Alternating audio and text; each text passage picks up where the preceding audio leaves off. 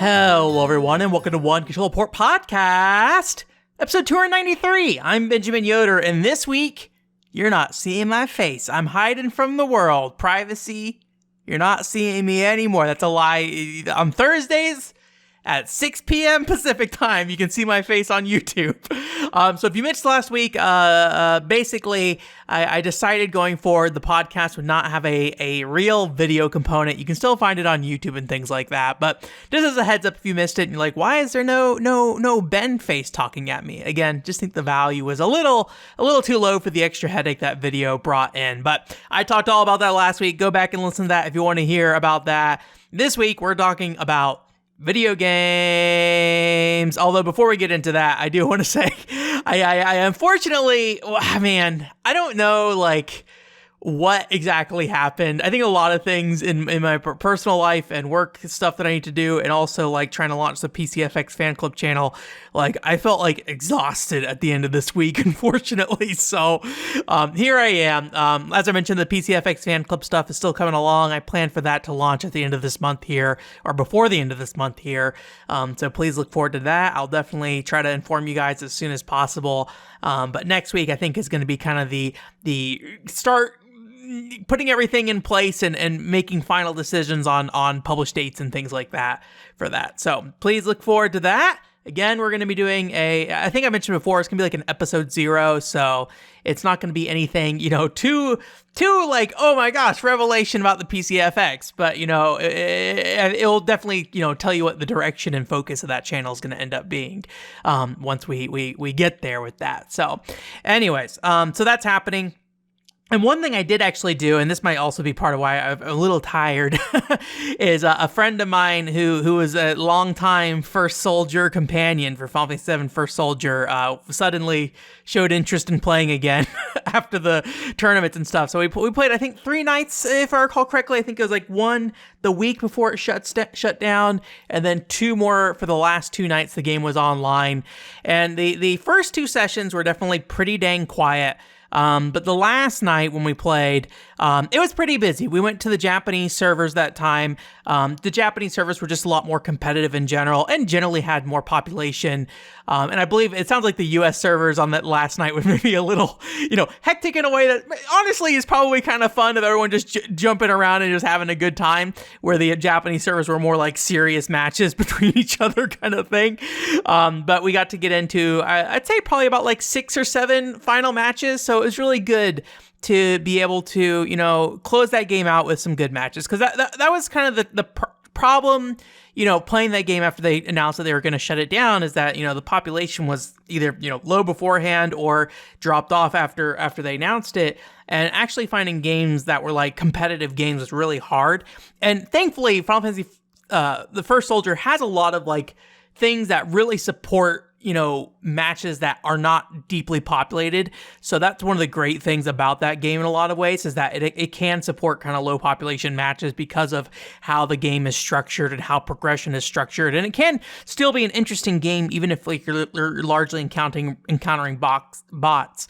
But when it comes to the competitive play, that part of it was definitely challenging to really, get enthusiastic about. So, after so many games of mainly grinding through bots and things like that, unfortunately, I feel like it really weighed me down, and I kind of had some really low enthusiasm by the end of it. So was really happy that last night to finally play First Soldier and wrap it up. Interesting kind of thing is about how the game wrapped up. So I think this is kind of standard in some ways, but if you're into weird semantics with this stuff, so it seemed like at 11 p.m. was the shutdown time, Pacific time. And it seems like as long as you made a game before 11 p.m., it would continue to run the full game until that game was over. And then after that, you couldn't queue up for a game. So if you queued up at 10:59, chances are you could have played a game, until 11:30 or something like that. But when the match ended, if it ended after the servers were kind of like all done at 11 o'clock, instead of being taken to a victory screen or anything like that, the game basically would just go black for a second, and then it would take you to the title screen. And if you pressed anything on the title screen, it just said the service for Final Fantasy VII First Soldier has ended, kind of thing. So it was kind of interesting to see that kind of thing. As someone like me who I think gets kind of weirdly interested in like how things work on the back end, it is kind of. I wonder, like, when do the servers actually shut down, right? And, like, what level of support do they have for those matches afterwards, kind of thing? And why do they continue to run the way they do, even if they're shutting stuff down? And how long would they even run if, for example, you had a game that ran longer than 30 minutes, which is not possible in First Soldier? It makes me think a lot back to, like, if you remember back when Halo 2 shut down, when the original Xbox Live server shut down, there are people who stayed in a game for, I believe it was months, maybe even over a year. They joined a game all together and stayed in there, and then realized the game wasn't ending.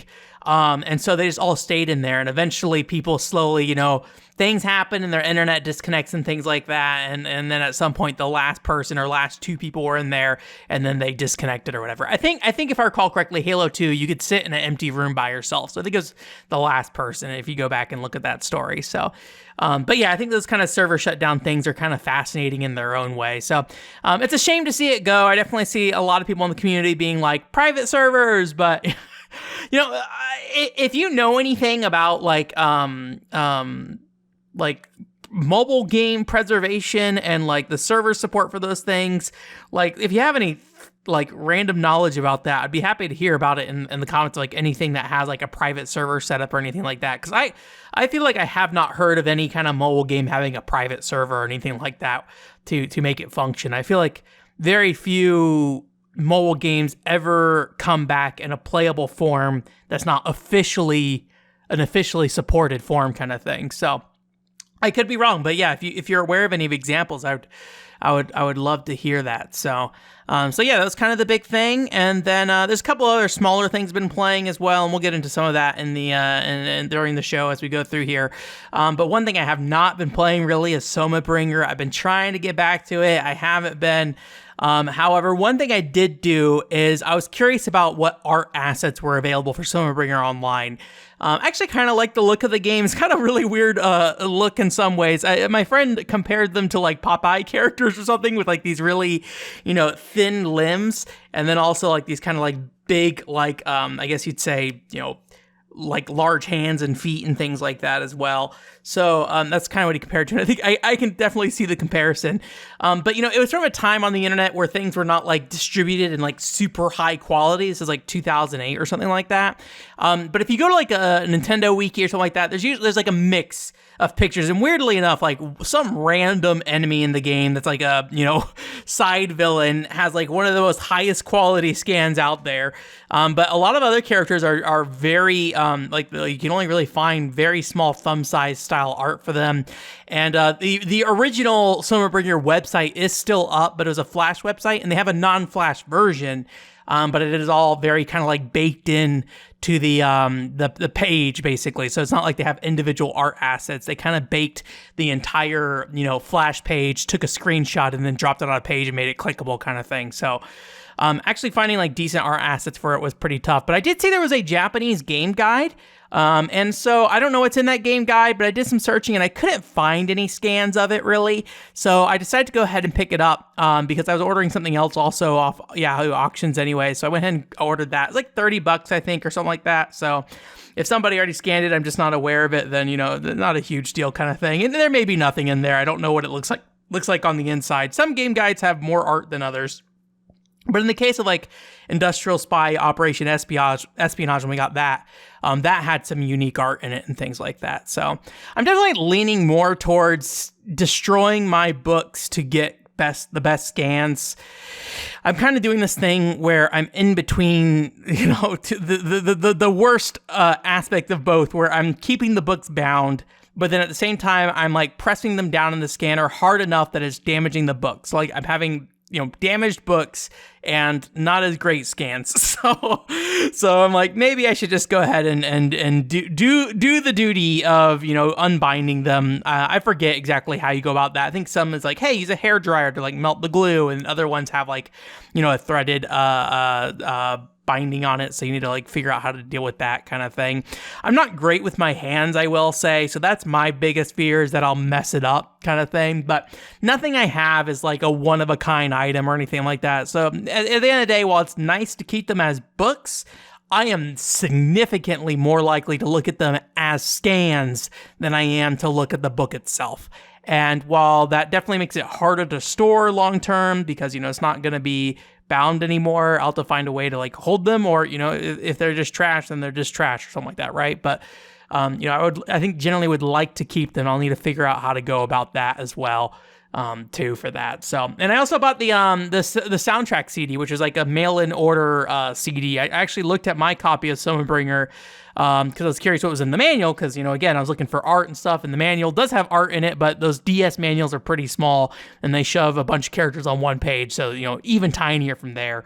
I probably should scan that manual at some point, but I need to go and like figure out the scanning situation. I've had issues with the colors on my scans not being right, and I don't know how to deal with that, and I wish I knew.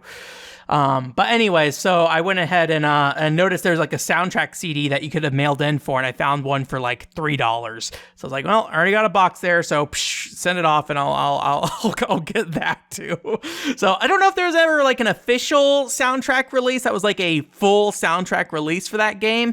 I do not get the impression that there's a lot of things floating around for Soma Bringer. I think Renoa had mentioned to me that Soma Bringer was fairly successful, but I don't remember what she said, so I don't know for sure. But anyways, yeah, so that stuff is coming in, and hopefully I can like get it scanned or something like that at some point here. But we'll see. I've been kind of behind on my scannings and things like that, unfortunately. So yeah, but yeah, and there's a few other small things but we'll kind of follow up in the couple weeks. I'm trying to like not talk about games in tiny little pieces all the time and focus more on like having, one larger conversation about it. So there's a couple things I want to talk about, but I don't really want to talk about in depth at this moment, kind of thing too. Last week we had no news, so I'm going to give you the one news story I found this week, because I also found no news this week.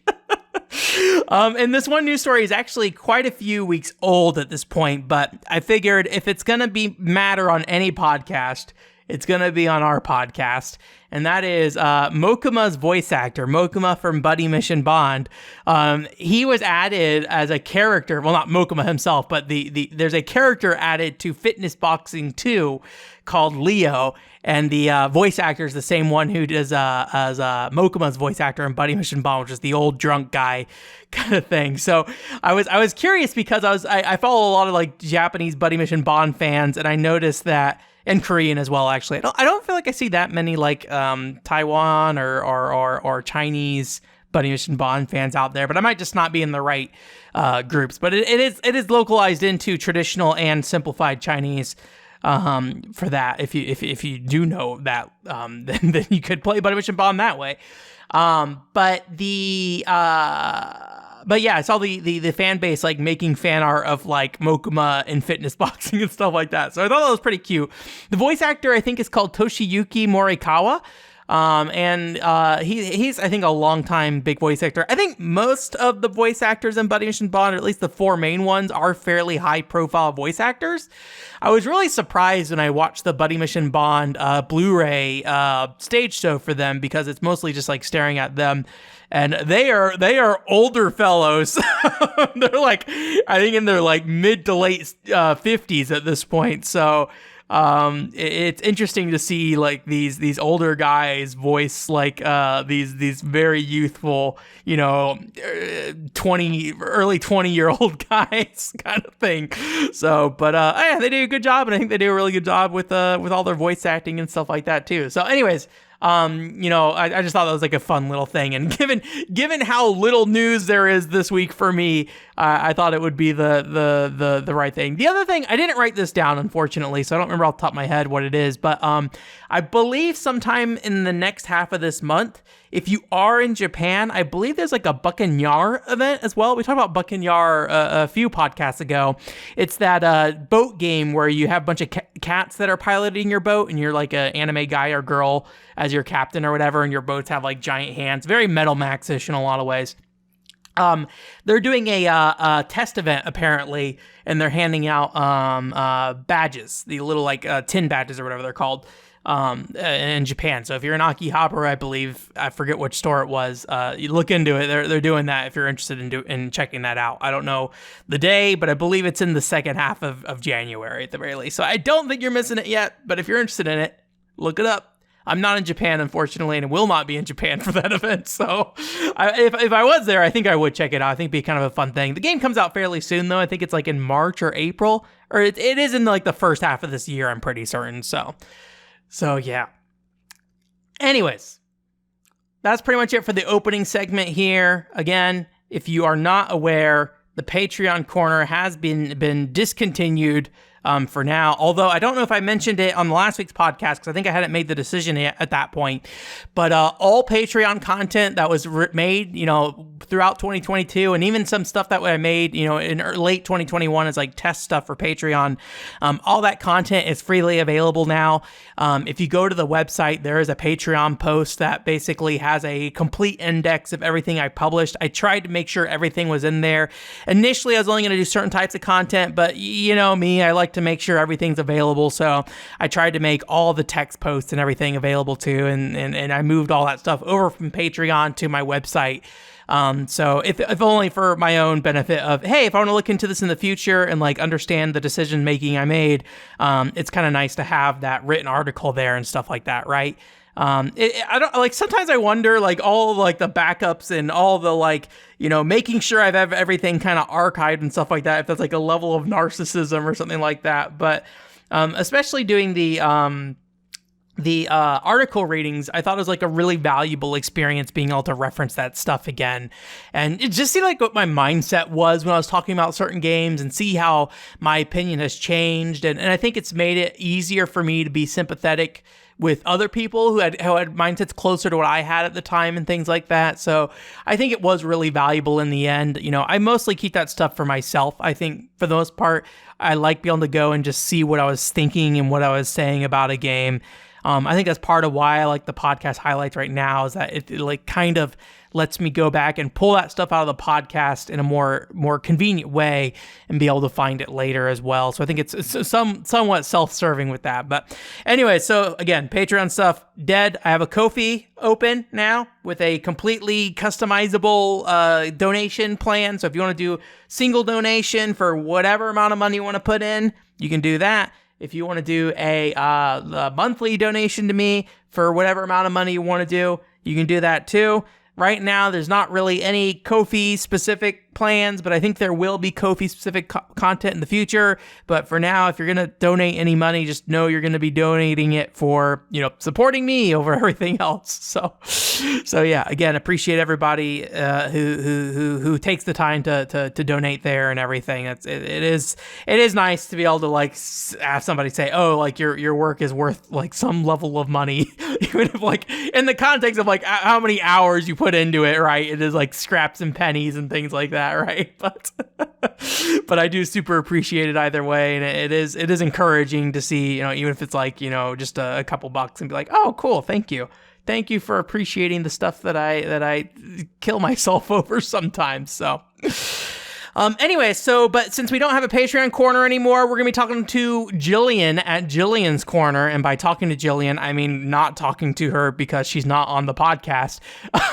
But she has a question for us this week, which is, what are some spin-off games you really appreciate? I love spin-off games. I think spin-off games are some of the most exciting entries in a lot of game series because they give those developers, those teams, and sometimes an entire franchise, kind of room to spread their wings and try different new unique things, and like kind of apply a lot of the values and philosophies of a franchise onto different genres or different types of games. I think that's spin-offs are great because of that. So I have a handful of games here. I had kind of a little bit of trouble deciding on like how far out a game needs to be a spin-off at times, but I think I have plenty of games here that I determined to be fitting that I can go through. So I'm gonna try to keep a lot of these short. Some of them I might go in a bit more detail on, but some of these going to be fairly brief, I think. So first one is Gunvolt X.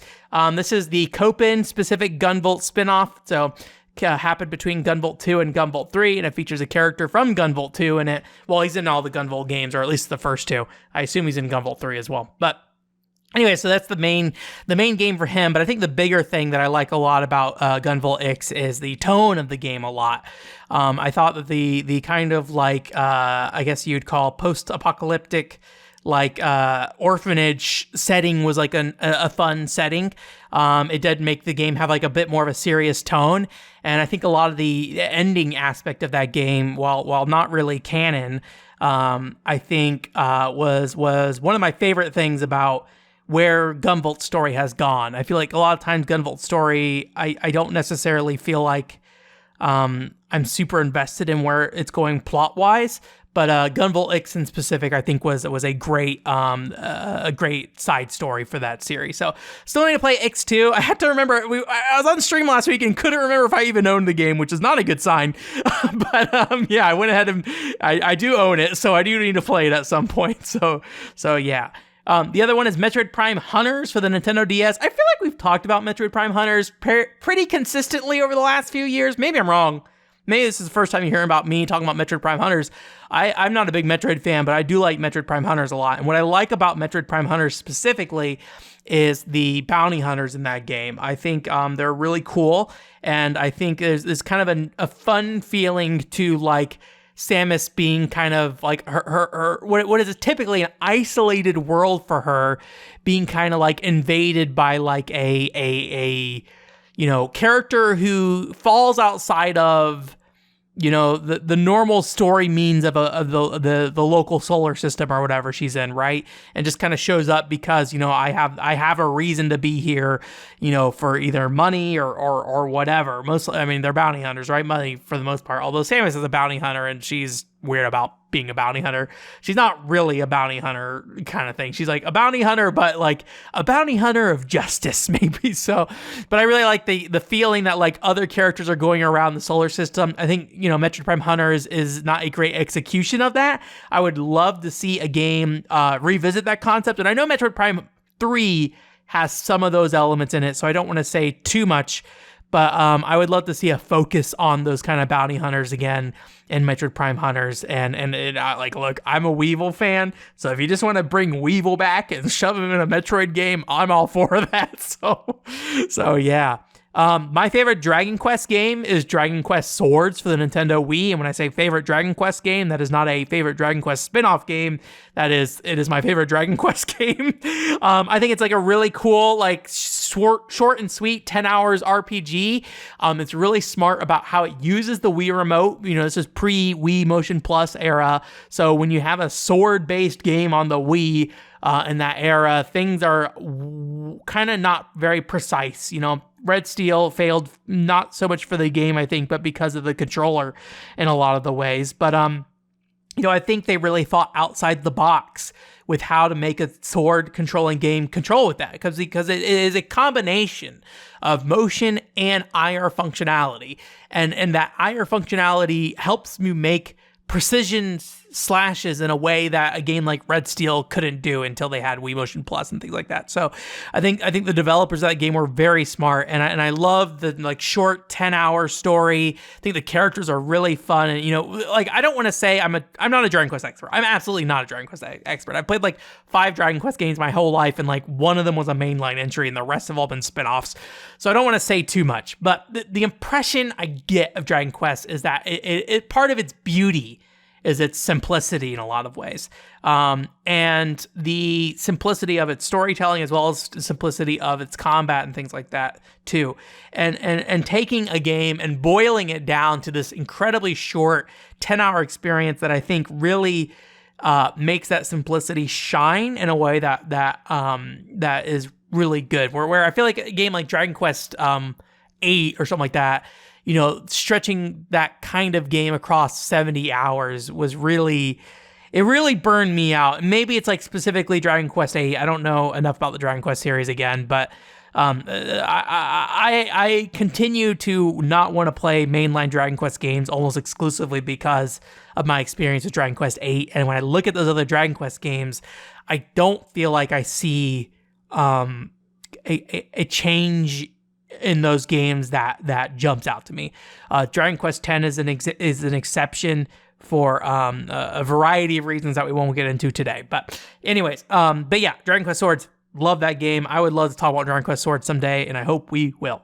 Kind of in that same vein, Final Fantasy Mystic Quest. I haven't talked about Final Fantasy Mystic Quest in a long time, but same kind of deal of just like took the Final Fantasy formula, kind of boiled it down in a lot of ways. But what's cool is that like they definitely like had an American market in mind, or at least like a non-traditional Japanese RPG playing market in mind. And so you get kind of these action elements mixed into it kind of thing. And it's pretty cool. It's not the best Final Fantasy game for sure, but like a lot of the ideas are very cool in it. And there's like these very Zelda style dungeons, and you get tools that you can use around the dungeons and things like that. I think that's very fun in a way that I really enjoy. And I would really like to go back and revisit Final Fantasy Mystic Quest. It's been, well over a decade, I think, at this point. I feel like probably my article about that game, I feel like that might be like a 2010 era article for me. I could be wrong. I wrote something about it at some point. I don't remember where, but if we do an article reading, maybe that's a good chance to go look at an article reading. I imagine I did not say anything super interesting about that game, but anything from like pre-2015, I'm very skeptical that I had anything of interest to say, honestly. So, but we all learn, we all grow. That's how it goes when you do this kind of stuff. So, Phantasy Star Online episode 3 is a hard one because technically it is a part of the Phantasy Star Online episode series that are all kind of mainline Phantasy Star Online games, I guess, depending on how you want to look at it. There are parts of Phantasy Star Online, but episode 3 is very clearly something different because it's a card game over being an action game. And I really do enjoy the card game aspect of that game. It took, a lot of aspects of Phantasy Star Online and adding that to a card game, I think gave me a lot of familiarity with the game in a way that made it more presentable to me personally. Now, the game does not have the greatest budget. It clearly is built on top of, the Dreamcast games engine and reusing as many assets as possible for the most part. There are some differences. Levels were definitely reworked and visually got a facelift, and there's new areas and things like that as well. So I don't want to poo-poo it too much in that regard. But it did a really good job of taking very, very little in terms of the assets that they had and making it really be spiced up in terms of, the presentation of the game with the camera angles, the swooping in cameras during attacks and things like that. And they took a lot of the elements of Phantasy Star Online and adapted that into an interesting card game format. As somebody who does not know card games very well, I will say I thought it was interesting. I don't know if it's based on the template of another card game or something like that, so I can't sit there and be like, oh, it's wholly unique kind of thing. And I think most video games, it's hard to make the claim of it's a unique kind of thing, right? I think it's an easy word for us to go to for a lot of those things. I like to use the word distinct a lot of the times, because if something is distinct, it's because it stands out because it is a game that does a good job with that particular thing, and I think stands alone in that way. And while it may not stand alone as a card game within the Phantasy Star Online universe, and I think within the GameCube library and things like that, it is a unique or distinct game in that regard. Traffic Strikes Again, No More Heroes, another great game that I like as a spinoff. Maybe my favorite playing No More Heroes game. No More Heroes 2 plays pretty good. I have not played No More Heroes 2 in a very long time, though, but I like Traffic Strikes Again a lot. I think the back half of the game is not as good, though, for sure. It really kind of, I think it's too long of a video game, and the last levels of the game aren't particularly interesting unless you care about, the various references it makes to other Suda51 games, which I think if you're playing a Suda51 game, honestly, or Grasshopper game, like you are probably in for the references to some degree if you're picking up Travis Strikes Again. But I like the fast-paced gameplay of it. I like the light hit and the heavy hit system kind of thing. I thought it was really fun to just kind of move around and just like tear through enemies in that game. And I thought the Death Glove system with the powers and things like that was a wonderful addition, and I'm glad that got carried over to No More Heroes 3 as well. Now, this is going long, but we got 3 more left. Half-Life Blue Shift. This is an expansion pack, I think made by Gearbox, if I recall correctly. It basically more or less, reuses the Half-Life engine and all that stuff. It's an expansion pack, right? It's doing what it's gonna do. But I do love the idea of just like playing as one of the random cops in the game. And I can't remember if Blue Shift was the last expansion or the first one. I feel like it was maybe the last one, because I feel like maybe Opposing Force was the first one. Maybe that's the Gearbox one. I can't even remember, honestly. Maybe Blue Shift was Treyarch? I don't remember. I'm shutting up. I don't remember who made what.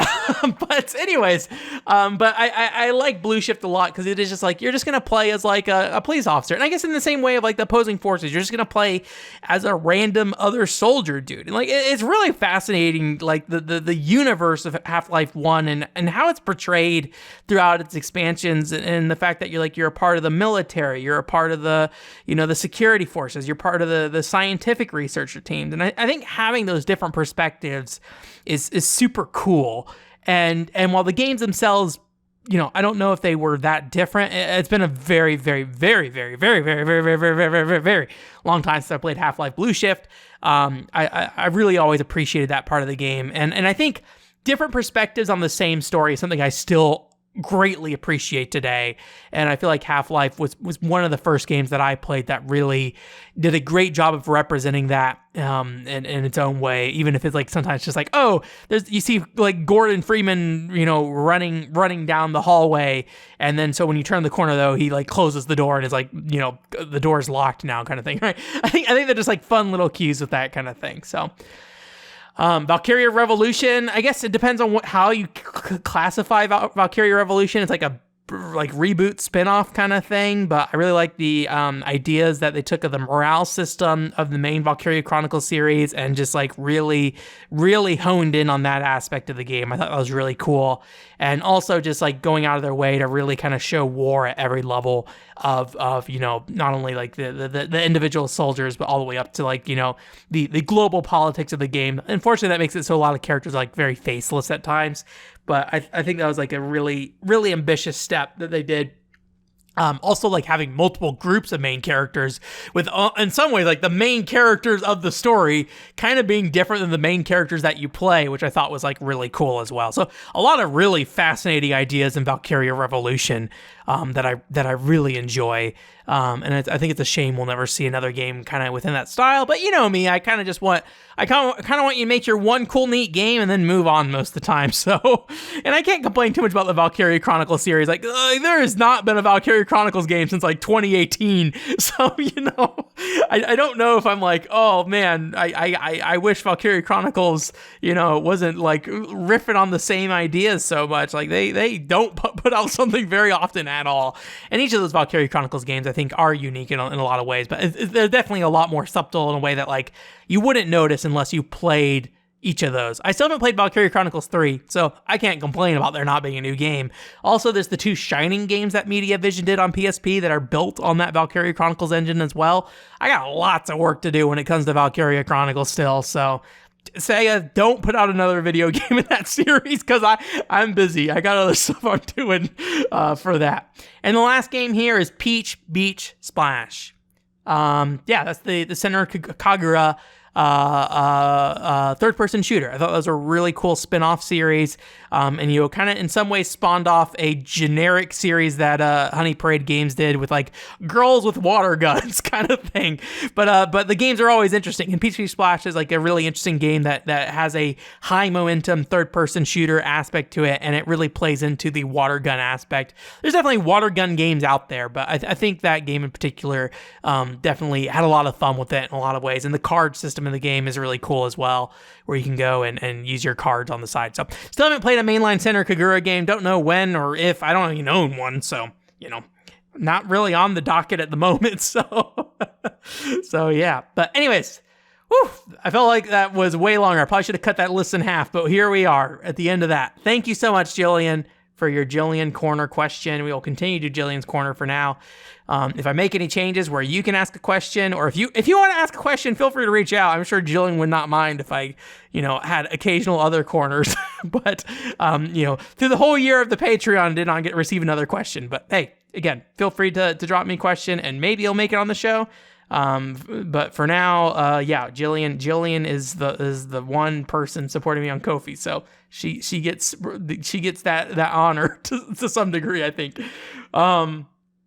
Anyways, that did go a bit longer than I thought it would, so I kind of want to wrap up the show somewhat soon, but there's a couple things I want to talk about here real quick. They're really kind of just things that I want to get out of the way because I've been meaning to talk about them for a while, and they just kept getting pushed off, so I'm going to kind of go through these things real quick, and there are things related to the holidays, so a little bit of holiday gaming here for you. Animal Crossing, New Horizons, I played that. You're like, that's weird that you went and did that, Ben. It's been 2.5 years, literally. It's like, I think it was 2 years and 8 months is what the people in the town said. But I ended up booting it up because I just kind of felt like I was like, hey, I don't really do anything for New Year's, really, and I kind of want to just see, like, what's going on in Animal Crossing land. So I boot up New Horizons, and I went there, and they had their little, like, New Year's display that's at the town hall or whatever. But, I imagine most of you guys have seen this before. Basically it's just a big countdown clock, and then fireworks go off, when the New Year's happens. But the thing that kind of really stood out to me, and I don't know if this is true with all Animal Crossing games, if it's just the specific one or what, was there's a really cute attention to detail where kind of everybody in town congregates around like midnight. And so like when everything, starts going up, almost the entire town is there to celebrate kind of thing. But as things go on, there's like a 2-hour period where the fireworks are going off and you can sit there and you can still do whatever. I think you can still buy like the New Year's goods, so get poppers and things like that. Everyone's, swinging their little like light sticks and celebrating and stuff. And there's like a 2-hour period afterwards where that's still going on.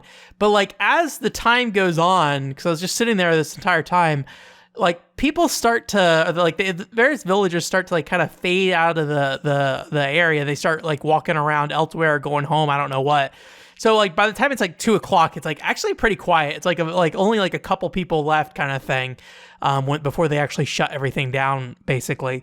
But I thought that was like a really cute attention to detail that like, I haven't been to like a New Year party in forever, but I feel like that is generally the feel of like a New Year party is like you get the congregation at like midnight, everyone is like, yay! And there's like a, hour period afterwards where people just kind of slowly fade out and just like slowly it gets quieter and quieter. And there's still like, things going on and things like that. And all the party goods and everything are still there.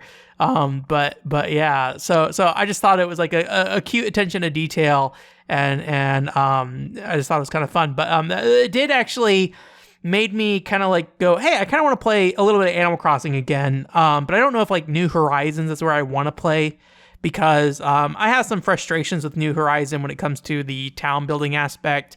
And my town's kind of in like a weird state where I was like rebuilding it, but I didn't get quite finished because I kind of started to realize the limitations of rebuilding the town. And so I put all this time and effort into doing it and then couldn't really do what I wanted. And I just kind of lost enthusiasm, unfortunately. Really hoping the new Animal Crossing is a lot more flexible with rebuilding your town. Not that there wasn't a lot of flexibility in this game, but I wanted it to be completely flexible.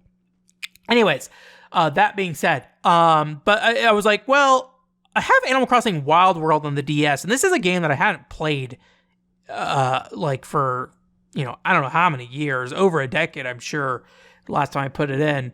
But I always felt like Wild World was a game I never spent a lot of time with. And I think I have a lot of thoughts on why that's the case, honestly, and I think we'll talk about that in the future, maybe when I kind of wrap up my time with Wild World. But yeah, I just kind of went back to that and just started spending some time in that. It did present me with the question that I have every single time I play Animal Crossing is like what quote unquote is like beating an Animal Crossing game, because obviously the credits is like every Saturday when you go talk to KK Slider or something like that, right? I don't really know what that is for that game right now, and I feel like every game is different for me. I think the ever growing like money requirements of that franchise and the further push away of the focus on your house specifically has made me kind of change my rules from, paying off your house to some other things. In the case of New Horizons, there's like a progression, all right? And so like by the time KK Slider showed up, I honestly kind of felt like, okay, I can kind of consider it beat, even though like, I hadn't done like everything, but playing Animal Crossing game year round or whatever is like a whole commitment that I think you guys know well enough. I'll never commit to something like that. So anyways, I had a good time, and I'm still having a good time with Wild World, and I think we'll talk about it again in the future. But yeah, just like popping it on every day, paying off my debt, fishing, collecting fossils, all that stuff. The Animal Crossing stuff that you do. I built on a new room to my house for the first time in a decade, and so I'm like decorating a room. It's been a while since I decorated an Animal Crossing room, and oh boy, those furniture placing elements in the old Animal Crossing games, very restrictive. It's like, here's this thing that probably definitely should be on a counter, but the game is not going to let you put it on a counter. It's like, nope, this is not going to fit on here. Sorry. Where in the later Animal Crossing games it definitely would have, kind of thing. So anyways, that's it for my Animal Crossing moment here. And the last game I want to talk about, again, still on the holiday game track, and this is a game we actually streamed, is Bravo Music Christmas Edition, which is like a special side game in the Mad Maestro / Bravo Music series. There's like 4 different discs that came out for Mad Maestro / Bravo Music. I think one is the original game. There's like 2 expansion discs, and then there's like 1 sequel, I believe it is what it is. But, as you can probably guess by the name, Bravo Music Christmas Edition, this is a version of the game that basically swaps out what would be classical music in the main game for, classical Christmas music instead.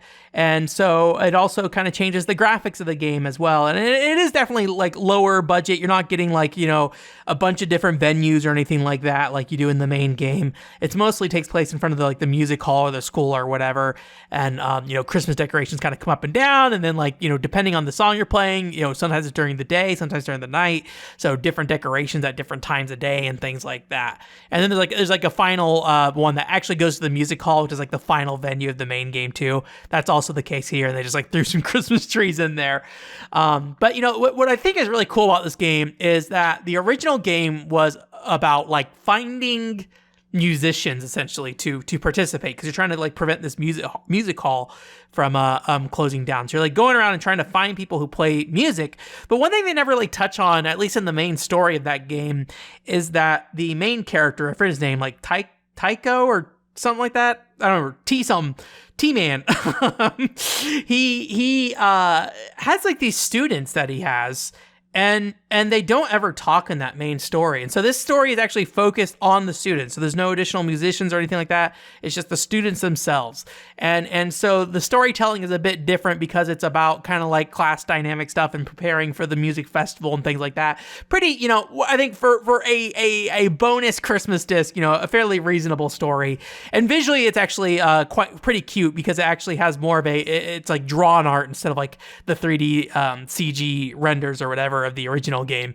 But yeah, basically it's just a story about a girl in their class who needs to move, and then throughout that story you find out like, oh, a boy has a crush on her, so he's like all flustered about her moving and stuff like that, but you're still trying to prepare for the Christmas event kind of thing. So I never went like super deep into the story to say like if there are multiple endings to the original game, but this Christmas game has 7 different endings, and I believe these endings are based on rank. I could be wrong, but I believe that it is. So like the ranks you get for each song kind of thing. I don't know if there's any limitations based off difficulty or anything like that. I am really bad at Mad Maestro.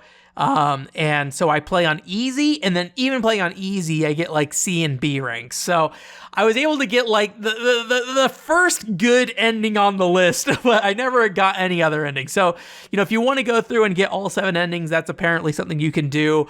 I did go look up the true ending, and it seems more like maybe the additional endings are a little bit more iterative. So like the majority of my ending was in like the final true ending or whatever, but there were some changes and I believe some additional songs as well as like an additional concert you play on the best ending or whatever. But you know, I am not good at the game, unfortunately, so I just kind of let it be because, you know, it is the same as the main game in terms of the challenges I had with it, where basically, if you don't know how Mad Maestro works, you know, the button presses on the controller, you have like you basically don't need to press any specific button. You just need to press one button, and what matters is the pressure that you press that button. So it's a light, medium, or a heavy press kind of thing. So it's the same deal. And the problems I had with that were like pressing like normal to hard or medium to hard is a little like on the PS2 controller, a face button's analog input is just a little too vague to really be able to reliably switch between them, especially in like faster songs or switching between, you know, light, you know, heavy to medium, like rapidly kind of thing.